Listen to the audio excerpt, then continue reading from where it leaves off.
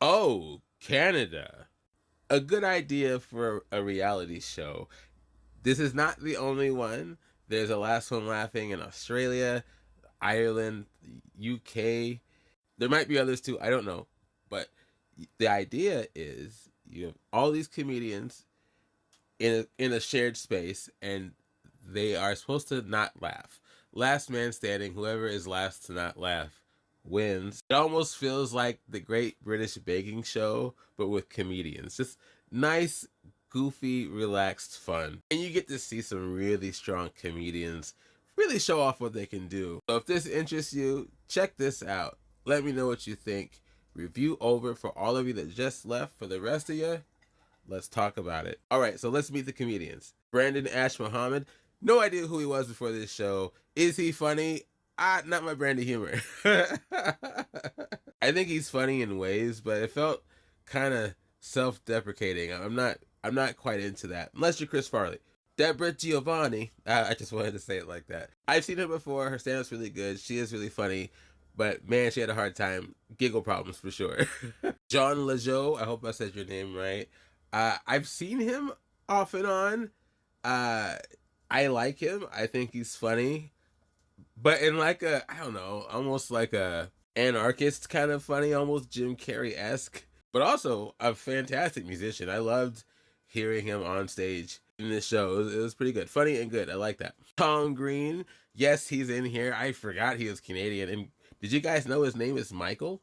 He's in this show too. Is he funny? You know what? I missed his humor. I didn't know that until I started watching him on this show. I missed his humor. It's his delivery. His jokes, you could argue, are funny or not, but how he delivers them, he was killing these comedians. He was one of the highest uh make you laugh comedians in that show. I think he got like at least 3 people out. And his deadpan demeanor really helps him out. He's able to stone face quite a bit in this show.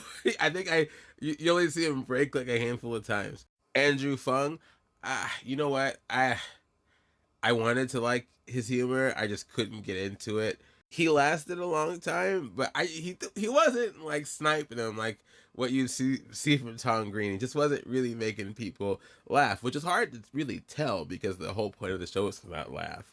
Colin Mockery, a titan amongst comedians, a straight titan, just gargantuan. This man here is a killer. I think him and Tom Green were definitely getting the most. Like, if you've seen Whose Line Is It Anyway, if you've seen Colin Mockery do anything, this is actually kind of a perfect environment for him because he's so good at improvising. He's so good at being who he needs to be when he needs to be.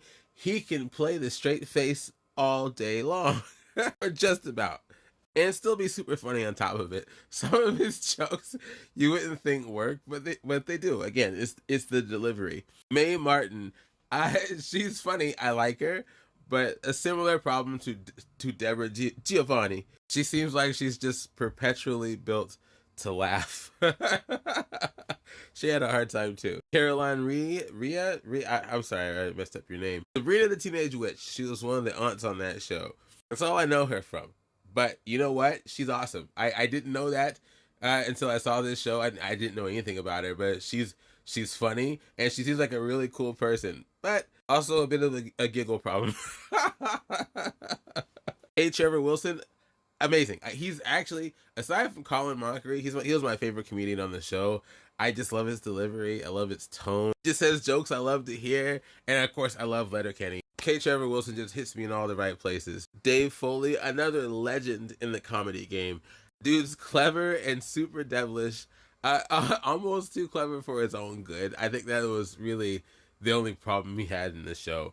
But otherwise, super funny. And then you have our host, Jay Baruchel, which I like him, but I don't know if his brand of humor is good for being the host of a show like this. A bit self-deprecating, a bit, I don't know, too awkward in humor.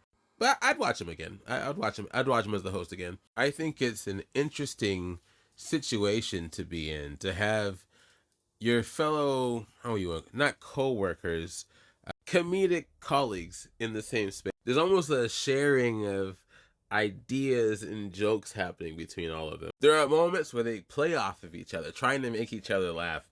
and it works really well. There's a comedic alley oop about it, which elevates the whole situation. What makes the situation even more elevated is how tense everybody is, trying not to laugh.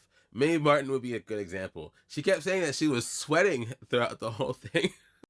Another thing I liked is they weren't like brutal with these comedians. They gave them chances. So you get like a yellow card for like the first warning and red card for second, you are out. And there were small moments in between each session where they could laugh or smile if they needed to. And if they lost, they got to hang out in this beautiful lounge with Jay Baruchel, just watching it, the other people still be tortured by the tension of not laughing. It was a pretty good environment all around. Like I would love to be in that environment, being one of those comedians. It's a special experience that they get to share with all of us, and I like it. There may have been some dull jokes spattered amongst the really great ones, but overall, a humorous time that has me curious about seeing the rest of these last one laughings. It sounds weird saying it like that. Anyways, check this out. Let me know what you think. And yeah, we'll talk later.